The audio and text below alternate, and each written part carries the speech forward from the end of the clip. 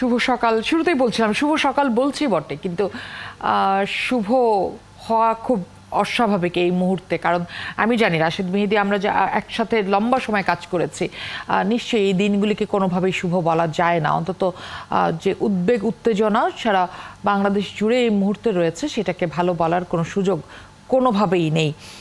আজও আমরা জানি দুপক্ষ মাঠে রয়েছে। কিছু কিছু জায়গায় কিছু কিছু গণমাধ্যমে দেখলাম তিন পক্ষ, জনকণ্ঠ লিখেছে তিন পক্ষের সংঘর্ষে এই হত্যাকাণ্ড হয়েছে বা এই মৃত্যু হয়েছে। আজও নিশ্চয়ই তিন পক্ষ মাঠে থাকবে। আপনার কাছে কি মনে হয় এর শেষ আজকালকের মধ্যে এটা আনা সম্ভব হবে কি? ধন্যবাদ আমাকে আমন্ত্রণ জানানোর জন্য। আপনাকে ঠিক ঠিকই বলেছেন যে আজকে অত্যন্ত দুঃখ মারাত্মক একটা ব্যাপার আছেই। কারণ কোনোভাবেই কোনো অবস্থাতেই আমরা সাধারণ মানুষের এরকম ভাবে অকালে ঝরে যাওয়া সমর্থন করতে পারি না। 6 জন মানুষ কালকে নিহত হয়েছেন, শিক্ষার্থী আছেন, এছাড়াও কিন্তু বাইরের মানুষও আছেন। আপনি দেখেন যে এই যে সায়েন্স ল্যাবরেটরিতে যে নিহত হয়েছে 2 জন, তারা কিন্তু কোনো শিক্ষার্থী না, তারা হয়তো কোটা কোনোদিন বোঝেও না, জানেও না, সরকারি চাকরি কি তারা জানে না।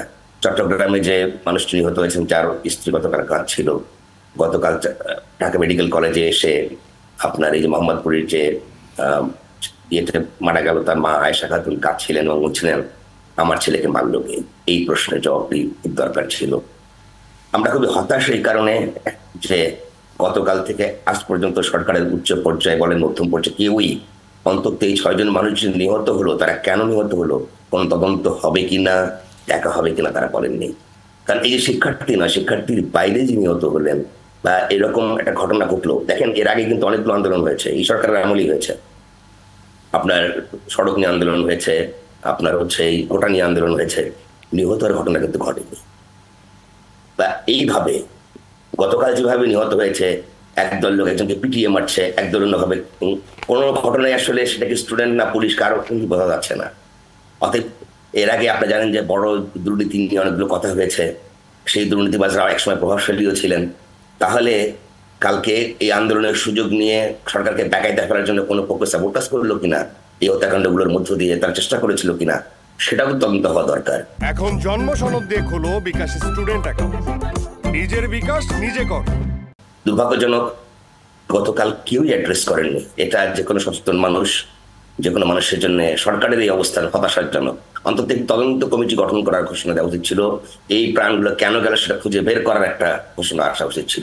তদন্ত কমিটি নিশ্চয়ই গঠিত হবে আশা করছি রাশেদ মেহেদী। কিন্তু আমরা দেখেছি যে পুলিশি তৎপরতা শুরু হয়েছে, যে বিভিন্ন জায়গায় পুলিশ রেড দিচ্ছে, তারা দেখছেন। গতকাল আমরা দেখেছি পল্টনে এটি হয়েছে, বেশ কিছু লাঠি সোটা ককটেল উদ্ধার হয়েছে। বিভিন্ন তারা দাবি করছেন যে নানাজন এটিকে রাজনীতিকরণের যে চেষ্টা হচ্ছে সেটির প্রমাণ পাওয়া গেছে নানা জায়গায়। এই বিষয়ে একটু বলছি। দেখেন এইবার যে কোটা আন্দোলনটা মানে 2018 সাল থেকে এখন পর্যন্ত হচ্ছে, আমরা কেউ ভুলে যাচ্ছি না এই আন্দোলনটা 2018 সালে এসে কেন শুরু হলো। আপনার সরকারি চাকরিতে কিন্তু অনেক দেশেই কোটা আছে, আমাদের দেশে হয়তো ছিল, কিন্তু একটা জিনিস বিবেচনা করতে হবে 2018 সাল থেকে কেন। কারণ 2018 সালে এসে যেটা ঘটলো, সরকারি চাকরি একটা আইন করা হলো, যে আইনে সরকারি কর্মকর্তাদেরকে বেশ কিছু সুবিধা দেওয়া হলো, যেগুলো আসলে নৈতিকতার বিচারে অনেকখানি প্রশ্ন ওঠে, যেটা নিয়ে কয়েকদিন আগে পার্লামেন্টে কথা হয়েছে, আওয়ামী লীগের বড় বড় নেতারাও কথা বলেছেন। বলা হয়েছে যে 2018 সালে সরকারি চাকরি আইনই আসলে দুর্নীতির উৎস। এই আইন হওয়ার পর থেকে কিন্তু সবাই আশঙ্কা করেছিলেন যে আইন একটা বড় ধরনের অরাজকতা তৈরি করবে। দুর্ভাগ্যজনক হলো আমাদের যারা এখন বিশ্ববিদ্যালয়ে আছেন, তাদের সামনে আসলে বেসরকারি চাকরির অবস্থা খুবই ভার্নারেবল। মনে করেন আমরা ছোটবেলা দেখেছি যে সরকারি চাকরি পেলে আর কোনো চিন্তা নাই, সেই কারণে তারা সরকারি চাকরিতে যেতে চান। এবং 2018 সালের পরে যখন সরকারি চাকরিদের এই আপনারা যারা চাকরি করেন তাদেরকে যখন অনেক বেশি অন্যায্য সুবিধা দেওয়া হলো ওই আইনে, এবং তারা ওই আইনের পরে যেরকম বেপরোয়া হয়ে গেলেন, তার ফল তো আমরা এখন দেখছি এত অনিয়ম দুর্নীতি কেন আসছে, ওটাই শুরু হয়েছে। সেখান থেকেই কিন্তু তখন সবার এক ধরনের লোভই হয়ে উঠলো সরকারি চাকরির প্রতি, যে সরকারি চাকরি ছাড়া বিকল্প নাই।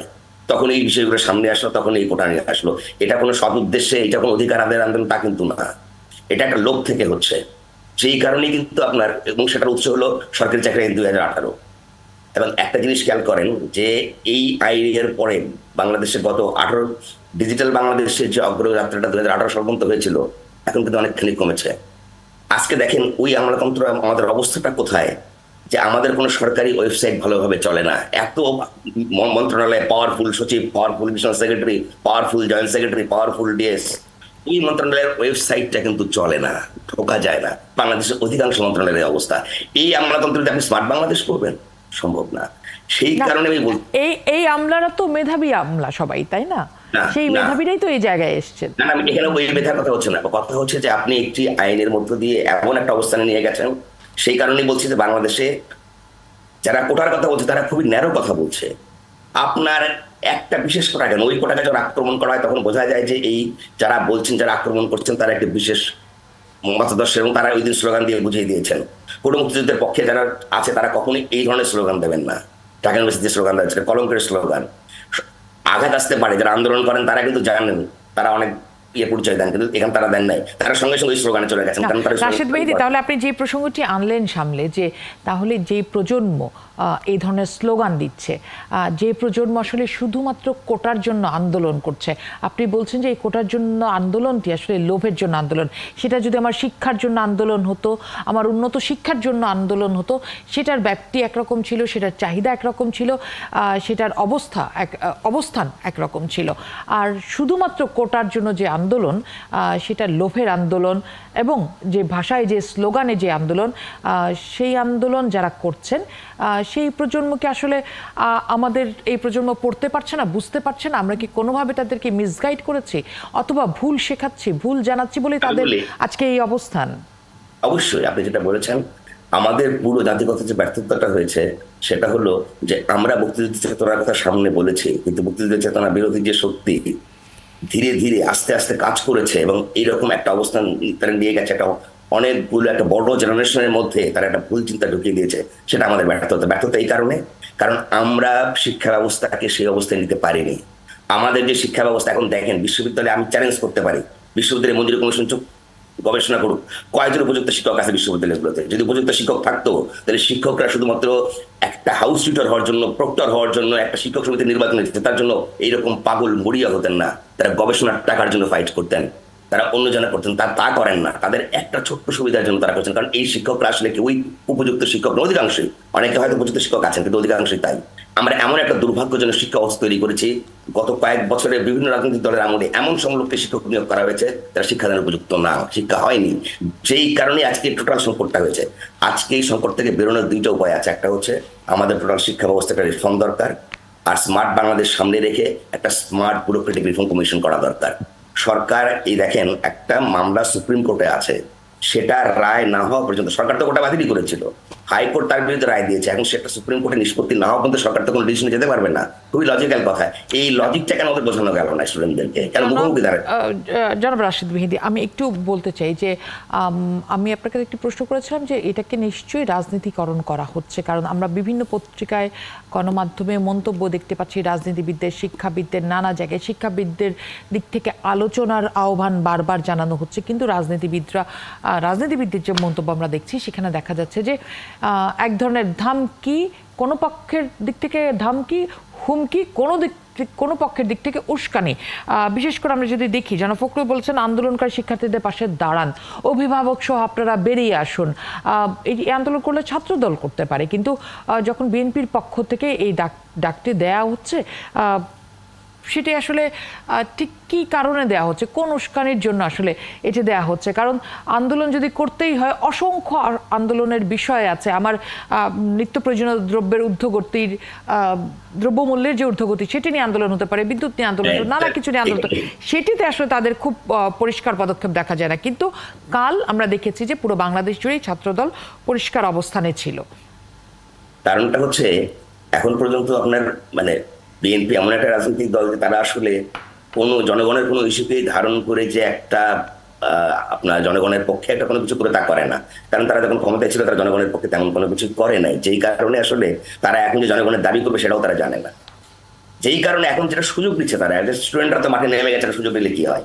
এবং এই স্টুডেন্টদেরকে কিন্তু মাঠে নামান আমি বলি, এটা বারবারই যেটা সামনে আসছে যে আপনার স্টুডেন্টদের মাঠে নামানোর ক্ষেত্রে কি হয়েছে, আমরা যদি ধরে নিই যে এত বিশাল সংখ্যক স্টুডেন্ট তারা আসলে আমাদের মুক্তিযুদ্ধ চেতনা বিরোধী, এটা ভাবতে খুব কষ্ট লাগে, এটা আমি ভাবতে চাই না।